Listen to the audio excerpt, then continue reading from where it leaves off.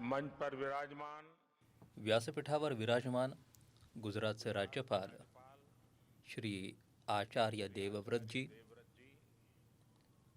मुख्यमंत्री श्री विजय रूपाणीजी,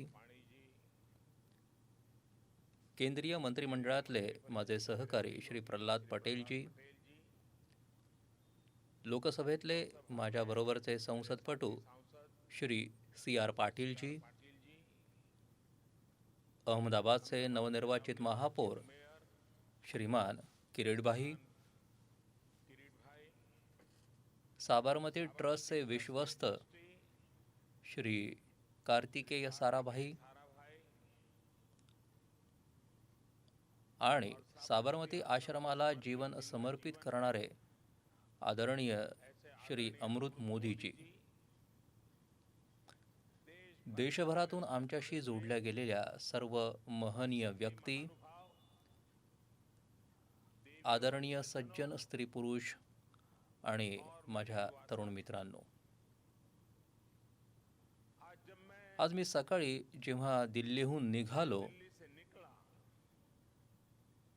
तेव्हा खूपच अद्भुत असा योगायोग जुळून आला. अमृत महोत्सवाच्या प्रारंभापूर्वी आज देशाच्या राजधानीत अमृत वर्षाही झाली आणि वरुण देवांनी आशीर्वादही दिला.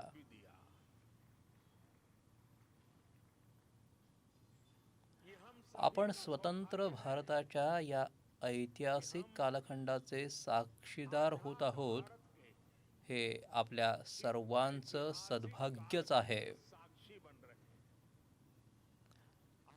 आज दांडीयात्रेच्या स्मृतिदिनाला आपण बापूंच्या या कर्मभूमीवर इतिहास घडताना बघतही आहोत आणि इतिहासाचा एक भागही बनत आहोत.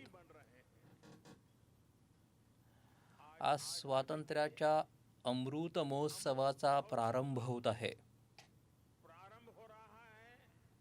पहिला दिवस आहे.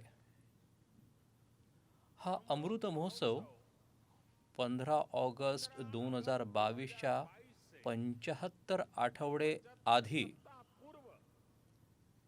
म्हणजे आज सुरू होत आहे आणि 15 ऑगस्ट 2023 पर्यंत तो चालेल. आपल्याकडे असं म्हणतात की जेव्हा अशी वेळ जुळून येते तेव्हा साऱ्या तीर्थांचा संगम होतो. आज एक राष्ट्र म्हणून भारतालाही अशीच पवित्र घटिका आहे.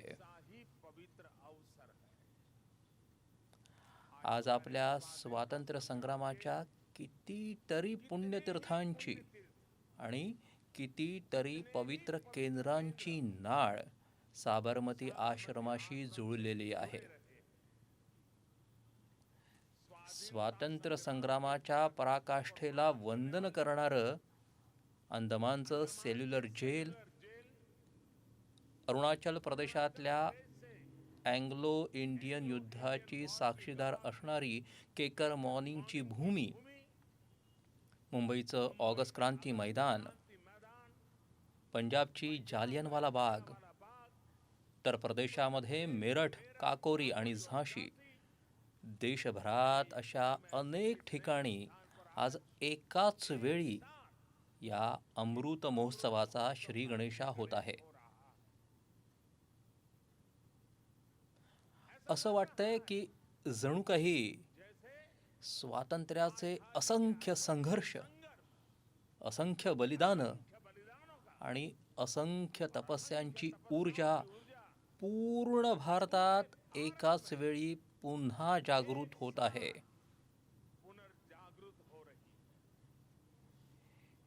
या पुण्यप्रद घटिकेला मी बापूंच्या चरणी श्रद्धासुमन अर्पित करतो. देशाच्या स्वातंत्र्य संग्रामात स्वतःची आहुती देणाऱ्या, देशाला नेतृत्व देणाऱ्या सर्व महान विभूतींच्या चरणी मी आदरपूर्वक वंदन करतो त्यांना कोटी कोटी प्रणाम करतो. स्वातंत्र्यानंतरही राष्ट्ररक्षेच्या परंपरेला जिवंत ठेवणाऱ्या आणि देशाच्या रक्षणासाठी सर्वोच्च बलिदान देऊन हुतात्मा झालेल्या त्या सर्व वीर सैनिकांनाही मी वंदन करतो. ज्या पुण्य आत्म्यांनी स्वतंत्र भारताच्या पुनर्निर्माणासाठी एक एक वीट रचली, 75 वर्षात देशाला इथवर आणलं, त्या सर्वांच्या चरणांना मी प्रणाम करतो.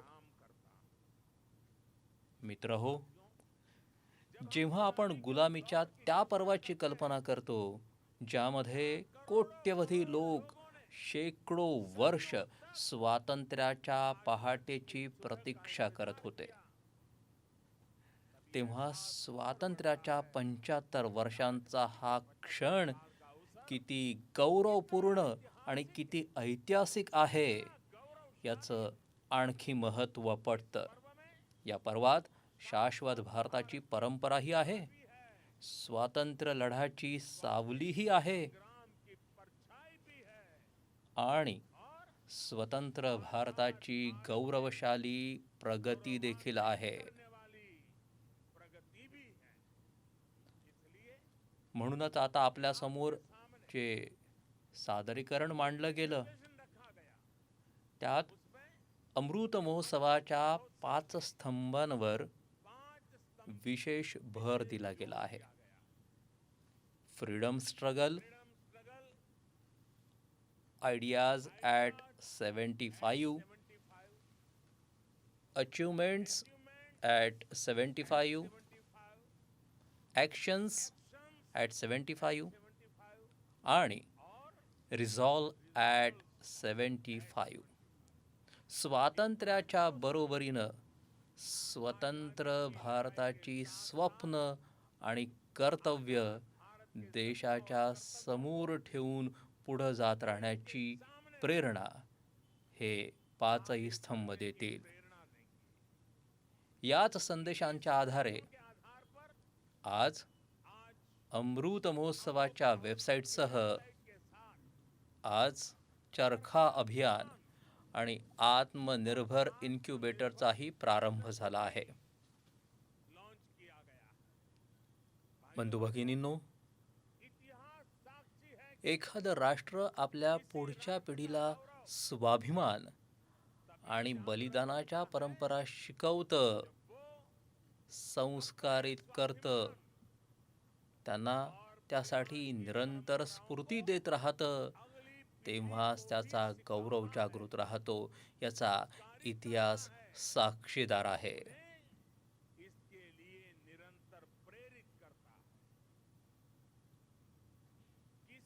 एखाद्या राष्ट्राचं भविष्य तेव्हाच उज्ज्वल होतं जेव्हा ते आपल्या भूतकाळातले अनुभव आणि आपल्या वारशाच्या संपन्नतेशी क्षणोक्षणी जोडलेलं असतं. आणि भारताकडे तर अभिमान वाटावा असं केवढं तरी भांडार आहे, समृद्ध इतिहास आहे, चेतनामय सांस्कृतिक वारसा आहे. म्हणून स्वातंत्र्याच्या 75 वर्षांचा हा क्षण वर्तमान पिढीला अमृताप्रमाणे प्राप्त होईल. असं अमृत जे प्रत्येक क्षणी देशासाठी जगण्याची, देशासाठी काही करण्याची प्रेरणा देत राहील. मित्रहो, आपल्याकडे वेदांमध्ये एक वाक्य आहे, मृत्युर्मुक्ष मा अमृतम, अर्थात दुःख, दैन्य, क्लेश आणि विनाशातून बाहेर पडून आम्हाला अमृताकडे जाता येऊ, अमरत्वाकडे जाता येऊ. हाच आज स्वातंत्र्याच्या अमृत महोत्सवाचा संकल्प आहे. स्वातंत्र्याचं अमृत स्वातंत्र्याचा अमृत महोत्सव म्हणजे स्वातंत्र्याच्या ऊर्जेचं अमृत.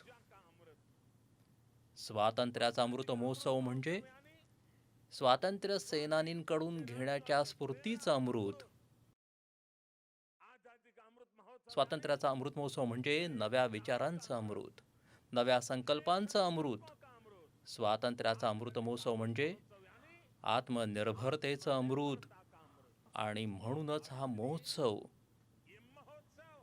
एका अर्थी राष्ट्राच्या जागरणाचा महोत्सव आहे. हा महोत्सव सुराज्याचं स्वप्न साकार करण्याचा महोत्सव आहे. हा महोत्सव विश्वशांतीचा, विकासाचा महोत्सव आहे. मित्रहो, अमृत महोत्सवाचा शुभारंभ दांडी यात्रेच्या दिवशी होतोय. त्या ऐतिहासिक क्षणाला पुन्हा एकदा जिवंत करण्यासाठी एक यात्राही आता सुरू होणार आहे. हा एक अद्भुत योगायोग आहे की दांडी यात्रेचा प्रभाव आणि संदेशही तसाच आहे, जो आज देश अमृत महोत्सवाच्या माध्यमातून घेऊन पुढे जात आहे. गांधीजींच्या या एका यात्रेनं स्वातंत्र्याच्या संघर्षाला एका नवीन प्रेरणेसह व्यक्तिशी थेट जोडलं होतं. या एका यात्रेने आपल्या स्वातंत्र्याविषयीचा भारताचा दृष्टिकोन पूर्ण जगासमोर मांडला होता. असा ऐतिहासिक. आणि हे का?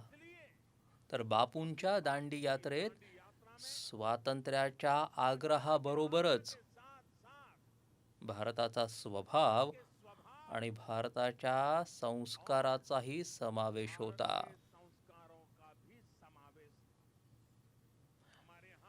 आपल्याकडे मिठाचं मोल कधीही पैशात मोजलं गेलं नव्हतं. आपल्याकडे मिठाचा अर्थ आहे प्रामाणिकपणा. आपल्याकडे मिठाचा अर्थ आहे विश्वास.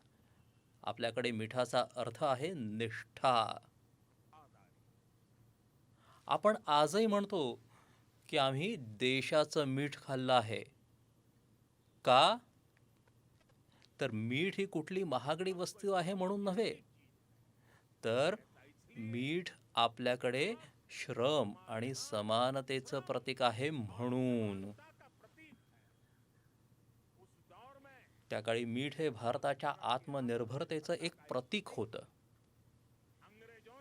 इंग्रजांनी भारताच्या मूल्यांबरोबरच या आत्मनिर्भरतेवरही घाव घातला, जेणेकरून भारताच्या जनतेला इंग्लंडहून आलेल्या मिठावर अवलंबून राहावं लागेल.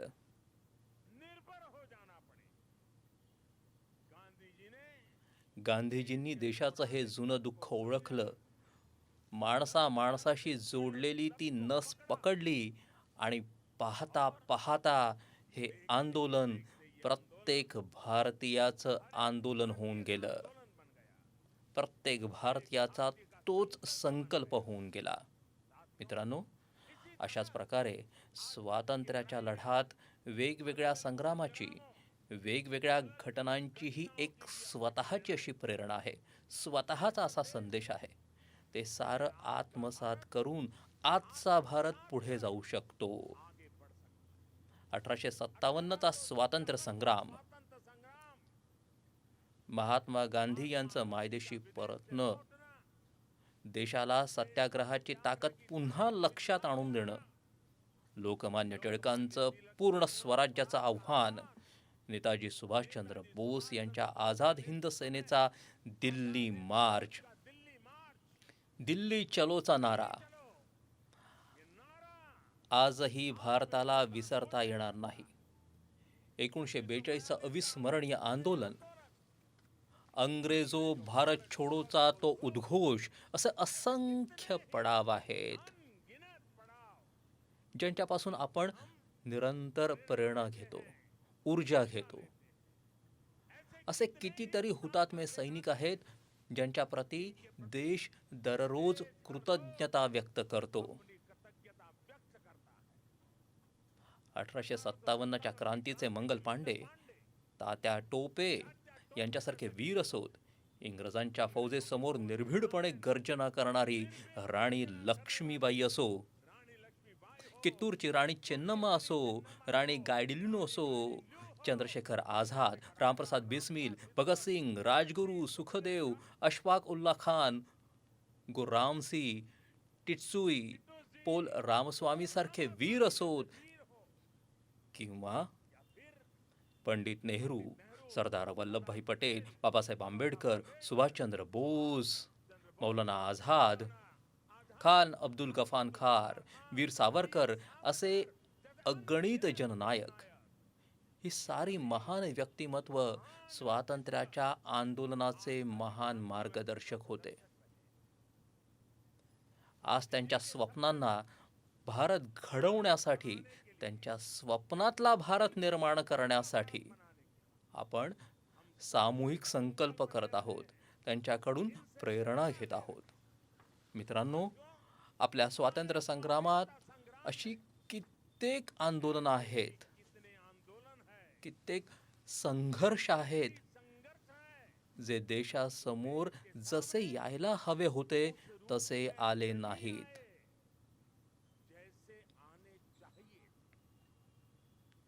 हा एक एक संग्राम, संघर्ष म्हणजे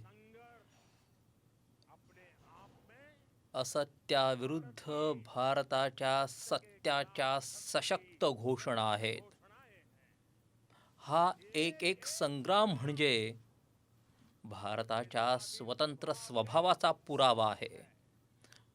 हा संग्राम म्हणजे याचाही साक्षात पुरावा आहे की अन्याय, शोषण आणि हिंसे विरोधात भारताची जी चेतना श्रीरामांच्या वेळी होती, महाभारताच्या कुरुक्षेत्रात होती, हल्दी घाटीच्या रणभूमीत होती, शिवाजी महाराजांच्या उद्घोषात होती, तीच शाश्वत चेतना, तेच दुर्दम्य शौर्य भारताच्या प्रत्येक क्षेत्रानं, प्रत्येक वर्गाने आणि प्रत्येक समाजाने स्वतःच्या अंतरंगात प्रज्वलित करून ठेवलं होतं. जननी जन्मभूमिश्च स्वर्गादपि गरीयसी हा मंत्र आजही आपल्याला प्रेरणा देतो. तुम्ही पहा, आपला हा इतिहास गोल आंदोलन असो की हो संघर्ष, खासी आंदोलन असो की संथाल क्रांती, कछोहा कछार नागा संघर्ष असो की कुका आंदोलन, भिल्ल आंदोलन असो की मुंडा क्रांती, संन्यासी आंदोलन असो की रामोशांचा उठाव, कित्तूर आंदोलन, त्रावणकोर आंदोलन, बारडोली सत्याग्रह, चंपारण सत्याग्रह, संबळपूर संघर्ष, चुवाराचा उठाव, बुंदेलांचा उठाव, अशी कित्येक आंदोलन आणि उठावांनी देशाच्या प्रत्येक भूभागाला, प्रत्येक कालखंडात स्वातंत्र्याच्या ज्योतीने प्रज्वलित ठेवलं. आणि या दरम्यान आपल्या शीख गुरु परंपरेने देशाच्या संस्कृती आणि आपल्या रीतिरिवाजांच्या रक्षणासाठी आपल्याला नवीन ऊर्जा दिली, प्रेरणा दिली, त्याग आणि बलिदानाची वाट दाखवली. या साऱ्याची आणखी एक महत्त्वाची बाजू आहे, तिचंही वारंवार स्मरण केलं पाहिजे.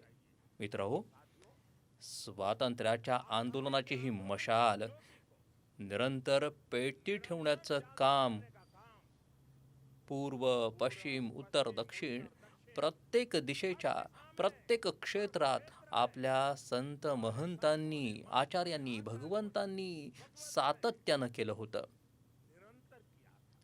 एक प्रकारे भक्ती आंदोलनानं राष्ट्रव्यापी स्वातंत्र्य आंदोलनाची पूर्वपीठिका तयार केली होती. पूर्वेकडे चैतन्य महाप्रभू, रामकृष्ण परमहंस, श्रीमद शंकरदेव अशा संतांच्या विचारांनी समाजाला दिशा दिली, आपल्या ध्येय बांधून ठेवलं. पश्चिमेत मीराबाई, एकनाथ, तुकाराम, रामदास, नरसिंह मेहता होऊन गेले. उत्तरे संत रामानंद, कबीरदास, गोस्वामी तुलसीदास, सूरदास, गुरु राणादेव, संत रहिदास. दक्षिणेत माधवाचार्य, निंबाकाचार्य, वल्लभाचार्य, रामानुजाचार्य होऊन गेले. भक्ती काळाच्या याच कालखंडात मलिक मोहम्मद जायसी, रसखान, सुरदास, केशवदास, विद्यापती अशा महानुभावांनी आपल्या रचनांमधून समाजाला त्रुटींवर मात करून सुधारण्याची प्रेरणा दिली. अशा अनेक व्यक्तींमुळे हे आंदोलन क्षेत्रांच्या मर्यादा पलीकडे, क्षेत्रांच्या सीमांपलीकडे जाऊन त्यांनी पूर्ण भारताच्या प्रत्येक माणसाला आपल्यात सामावून घेतलं. स्वातंत्र्याच्या अशा अनेक आंदोलनामध्ये असे कित्येक सेनानी, संतात्मे, वीर, बलिदानी आहेत, ज्यांची एक एक गाथा हीच इतिहासाचा एक सुवर्ण अध्याय आहे. आपल्याला या महानायक आणि महानायिकांचा जीवन इतिहास सुद्धा देशासमोर आणायचा आहे. यांच्या जीवनगाथा, त्यांचा जीवन संघर्ष, आपल्या स्वातंत्र्य लढ्यातले चढ उतार, कधी यश कधी अपयश, आपल्या आजच्या पिढीला जीवनाचा प्रत्येक पाठ शिकवेल. एकजूट काय असते, लक्ष गाठण्यासाठीची जिद्द म्हणजे काय, जीवनाचा प्रत्येक रंग त्यांना अधिक चांगल्या पद्धतीनं समजू शकेल. बंधू भगिनींनो, आपल्या लक्षात असेल, याच भूमीचे वीरपुत्र श्यामजी कृष्ण वर्मा इंग्रजांच्या भूमीत राहून त्यांच्याच डोळ्यात देखत जीवनाच्या शेवटच्या श्वासापर्यंत स्वातंत्र्यासाठी लढत राहिले. पण त्यांच्या अस्थींना भरतमातेच्या कुशीत विसावण्यासाठी 7 दशकांपर्यंत वाट पाहावी लागली. शेवटी 2003 मध्ये श्यामजी कृष्ण वर्मांच्या अस्थी परदेशातून मी माझ्या खांद्यावर घेऊन आलो.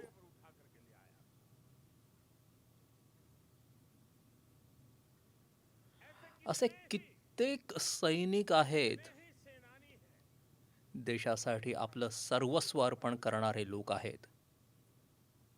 देशाच्या कानाकोपऱ्यात कितीतरी दलित, आदिवासी, स्त्रिया, तरुणांनी प्रचंड तपश्चर्या आणि त्याग केलेत. आठवून पहा, तमिळनाडूचे 32 वर्षीय तरुण कोडिका तुमरन, त्यांचं स्मरण करा. इंग्रजांनी या तरुणाच्या मस्तकात गोळी घातली, पण त्यांनी मरतानाही देशाचा ध्वज जमिनीवर पडू दिला नाही.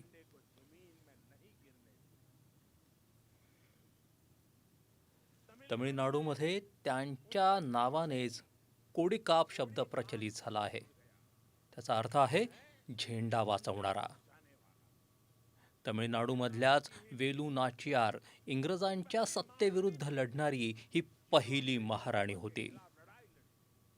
अशाच प्रकारे आपल्या देशाच्या आदिवासी समाजानं आपल्या शौर्यानं, पराक्रमानं, सातत्यानं परकीय सत्तांना जेरीला आणायचं काम केलं. झारखंडमध्ये भगवान बिरसा मुंडा, त्यांनी इंग्रजांना आव्हान दिलं होतं. मुर्मू बंधूंनी संथाल आंदोलनाचं नेतृत्व केलं होतं. ओडिशाच्या चक्रा बिसोई यांनी लढाई छेडली, तर लक्ष्मण नाईक यांनी गांधीवादी पद्धतीनं आंदोलनाला चैतन्य दिलं. आंध्र प्रदेशात मंडम बिरुदी म्हणजे जंगलाचे हिरो अल्लुरी सीराराम राजू यांनी रंपा आंदोलनाचं रणशिंग फुंकलं होतं. पसल्ठ खुंगचेरानं मिझोरामच्या डोंगराळ भागात इंग्रजांशी टक्कर घेतली होती. असंच गोमधर, गोहर, लसित बडफुकन आणि सिरोसिंग सारखे आसाम आणि ईशान्य भारतातले स्वातंत्र्य सैनिक होते, ज्यांनी देशाच्या स्वातंत्र्यासाठी योगदान दिलं होतं. इथे गुजरातमध्ये बडोद्याजवळ जामुगडच्या रस्त्यावर आपल्या नायका वंशाच्या आदिवासींचं बलिदान कसं विसरता येईल. मांगडमध्ये गोविंद गुरूंच्या नेतृत्वात लढणाऱ्या शेकडो आदिवासींचा नरसंहार झाला. त्यांनी लढा दिला होता. देश त्यांचं बलिदान सदैव स्मरणात ठेवेल. मित्रांनो, भारत मातेच्या अशाच वीरपुत्रांचा इतिहास देशाच्या कानाकोपऱ्यात गावोगावी आहे. इतिहासाचा हा गौरवशाली भाग समजून घेण्यासाठी देश गेल्या 6 वर्षांपासून जागरूकपणे प्रयत्न करत आहे. प्रत्येक राज्यात, प्रत्येक भागात या दिशेनं प्रयत्न होत आहेत. दांडी यात्रेशी संबंधित स्थळांच्या पुनरुज्जीवनाचं काम देशानं 2 वर्षांपूर्वी पूर्ण केलं. मला स्वतःला त्यावेळी दांडीला जाण्याचं भाग्य मिळालं होतं. अंदमानमध्ये जिथे नेताजी सुभाषचंद्र बोस यांनी देशाचं पहिलं आझाद हिंद सरकार तयार करून तिरंगा फडकवला होता, विस्मृतीत गेलेल्या त्या इतिहासालाही देशानं आता भव्य आकार दिला आहे. अंदमान निकोबार बेटांची नावं स्वातंत्र्य लढ्यावरून ठेवण्यात आली आहेत. आता आझाद हिंद सरकारला 75 वर्ष पूर्ण होण्यानिमित्त लाल किल्ल्यावर कार्यक्रम करून तिरंगा फडकवला गेला आणि नेताजी सुभाषबाबूंना श्रद्धांजली वाहिली गेली. गुजरातमध्ये सरदार वल्लभभाई पटेल यांची जगातली सर्वात उत्तुंग प्रतिमा त्यांच्या अमर महानतेचा साऱ्या जगासमोर मांडत आहेत. जालियनवाला बाग स्मारक असो की पायका आंदोलनाच्या स्मृती जागवणारं स्मारक असो, सगळ्यांवर काम झालं. बाबासाहेब आंबेडकर यांच्याशी संबंधित पण 7 दशकांपासून विस्मृतीच्या गर्तेत गेलेली स्थळं, त्यांचाही विकास देशानं पंचतीर्थाच्या स्वरूपात केला आहे. या सर्वांबरोबरच देशानं आदिवासी स्वातंत्र्य सैनिकांचा इतिहास देशासमोर आणण्यासाठी, आगामी पिढ्यांपर्यंत पोहोचवण्यासाठी आपल्या आदिवासींच्या संघर्षाच्या कथा सांगणारं संग्रहालय निर्माण करण्याचा प्रयत्न देशानं सुरू केला आहे. मित्रांनो, स्वातंत्र्य लढ्याच्या इतिहासाप्रमाणेच स्वातंत्र्याच्या नंतरचा 75 वर्षाचा प्रवास सामान्य भारतीयांचे परिश्रम, इनोव्हेशन आणि उद्यमशीलतेचं प्रतिबिंब आहे. आपण भारतीय आपल्या देशात राहिलेलो असो की परदेशात, आपण आपल्या कष्टांनी स्वतःला सिद्ध केलं आहे. आम्हाला अभिमान आहे आमच्या संविधानाचा, आम्हाला अभिमान आहे आमच्या लोकशाही परंपरांचा. लोकशाहीची जननी असणारा भारत आजही लोकशाहीला बळकट करत पुढे पुढे जातो आहे. ज्ञान विज्ञान जाणे समृद्ध भारत आज मंगळापासून चंद्रापर्यंत आपला ठसा उमटवत आहेत. आज भारतीय सैन्याचं सामर्थ्य अफाट आहे. आर्थिक बाबतीतही आपण वेगानं आगेकूच करत आहोत. आज भारताची स्टार्टअप इकोसिस्टम जगासाठी आकर्षणाचं केंद्र बनली आहे, जो चर्चेचा विषय ठरला आहे. आज जगाच्या प्रत्येक व्यासपीठावर भारताच्या क्षमता आणि प्रतिभेचा आवाज आहे. आज भारत अभावाच्या अंधकारातून बाहेर पडून 130 कोटीहून अधिक आकांक्षांच्या पूर्तीसाठी पुढे जातो आहे. मित्रांनो, हेही आपल्या सर्वांचं सद्भाग्य आहे की स्वातंत्र्याची 75 वर्ष आणि नेताजी सुभाषचंद्र बोस यांच्या जयंतीची 125 वर्ष आपण एकाच वेळी साजरी करत आहोत. हा केवळ तारखांचा नाही, तर भूतकाळ आणि भविष्यातल्या भारताच्या दूरदृष्टीचाही अद्भुत संगम आहे. नेताजी सुभाषचंद्र बोस म्हणाले होते की भारताच्या स्वातंत्र्याची लढाई फक्त ब्रिटिश साम्राज्यवादाशी नाही, तर वैश्विक साम्राज्यवादाच्या विरोधातली ती लढाई आहे. भारताचं स्वातंत्र्य हे अखिल मानवतेसाठी गरजेचं असल्याची नेताजींची भूमिका होती. सरत्या कालानिशी नेताजींचा हा विचार अचूक सिद्ध झाला. भारत स्वतंत्र झाल्यावर जगातील इतर देशातही स्वातंत्र्याचा आवाज बुलंद होत गेला आणि अगदी कमी काळातच साम्राज्यवादाचा संकोच होत गेला.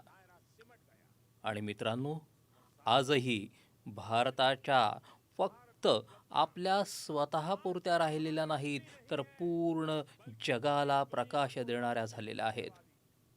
अखिल मानवतेसाठी आशा जागवणाऱ्या आहेत. भारताच्या आत्मनिर्भरतेनं ओतप्रोत अशी आपली विकास यात्रा पूर्ण जगाच्या विकास यात्रेला गती देणारी अशी आहे. कोरोना काळात हे आपल्या समोर प्रत्यक्ष सिद्धही होत आहे. मानवतेला महामारीच्या संकटातून बाहेर काढण्यासाठी वॅक्सिन निर्मितीत भारताच्या आत्मनिर्भरतेचं आज साऱ्या जगाला फायदा होत आहे. आज भारताकडे वॅक्सिनचं सामर्थ्य आहे आणि वसुधैव कुटुंबकम या भावानं आपण साऱ्यांची दुःख दूर करण्याच्या कामी उपयोगी पडत आहोत. आपण कुणालाही दुःख दिलेलं नाही, उलट दुसऱ्यांचं दुःख कमी करण्यासाठी स्वतः कष्ट घेत आहोत. हाच भारताचा आदर्श आहे. हेच भारताचं शाश्वत दर्शन आहे. हेच आत्मनिर्भर भारताचं तत्वज्ञान आहे. आज जगातले देश भारताला धन्यवाद देत आहेत, भारतावर विश्वास ठेवत आहेत. हीच नवभारताच्या सूर्योदयाची पहिली शलाका आहे. हीच आपल्या भव्य भविष्याची पहिली आभा आहे.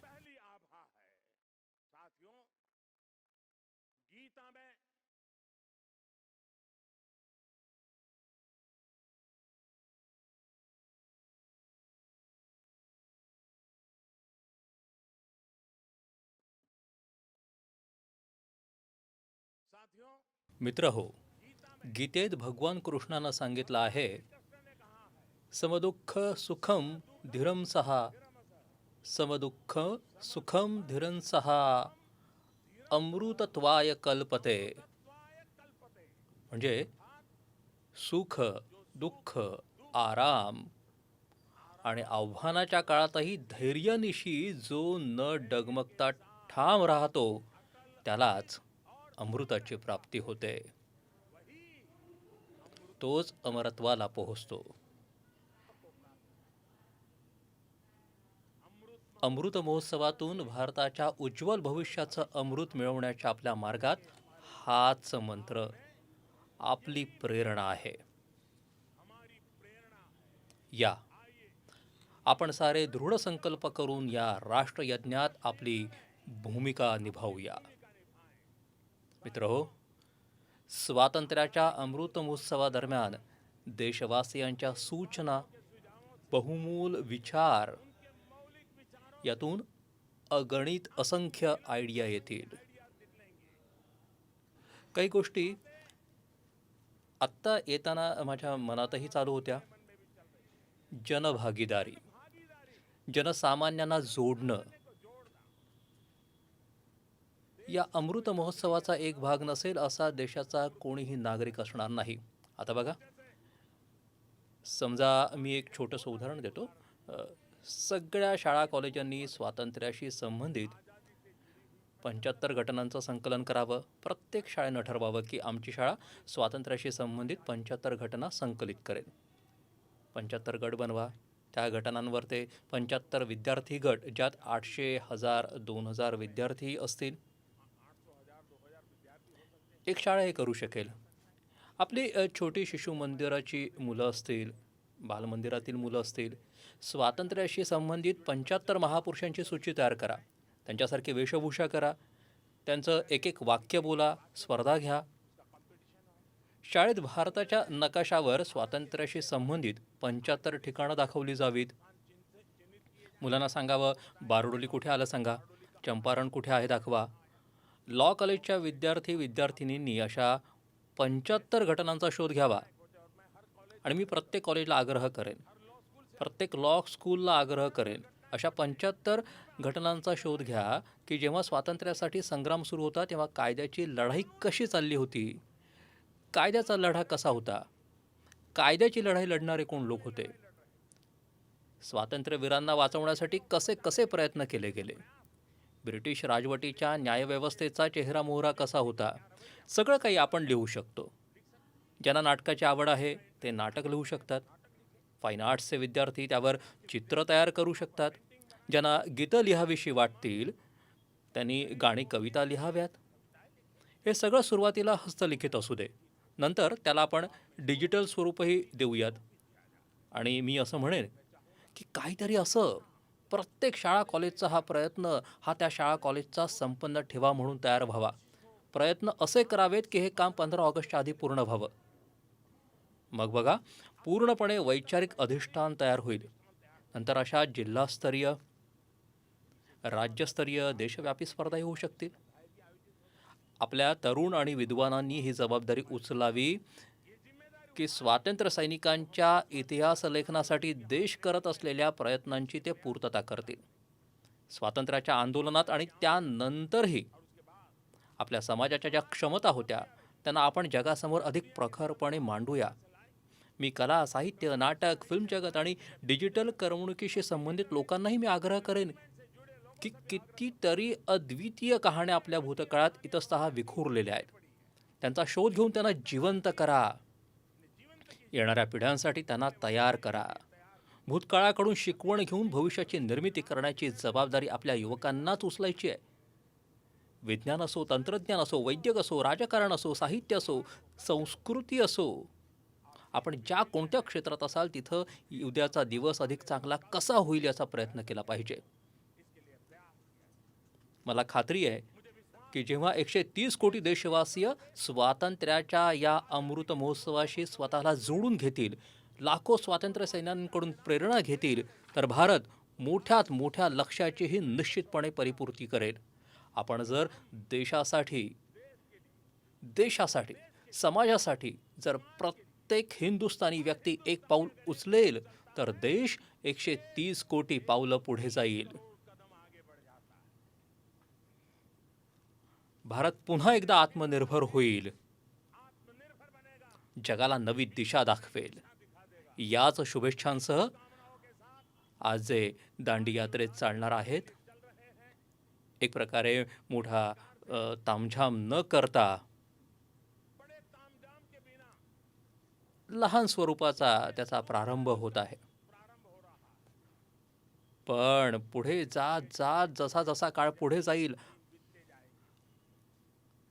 आपण तसे 15 ऑगस्टच्या जवळ पोहोचू, तेव्हा एक प्रकारे पूर्ण हिंदुस्थान आपल्यात सामावून घेईल असा मोठा महोत्सव होईल याची मला खात्री आहे. प्रत्येक नागरिकाचा संकल्प असेल, प्रत्येक संस्थेचा संकल्प असेल, प्रत्येक संघटनेचा संकल्प असेल देशाला पुढे घेऊन जाण्याचा. स्वातंत्र्याच्या वेळानं झपाटलेल्यांना श्रद्धांजली वाहण्याचा हाच मार्ग असेल. या शुभेच्छांसह, या सदिच्छांसह मी आपणा सर्वांना पुन्हा एकदा खूप खूप धन्यवाद देतो. माझ्याबरोबर बोलेंगे भारत माता की, भारत माता की, भारत माता की, भारत माता की. वंदे वंदे वंदे वंदे. जय हिंद, जय हिंद.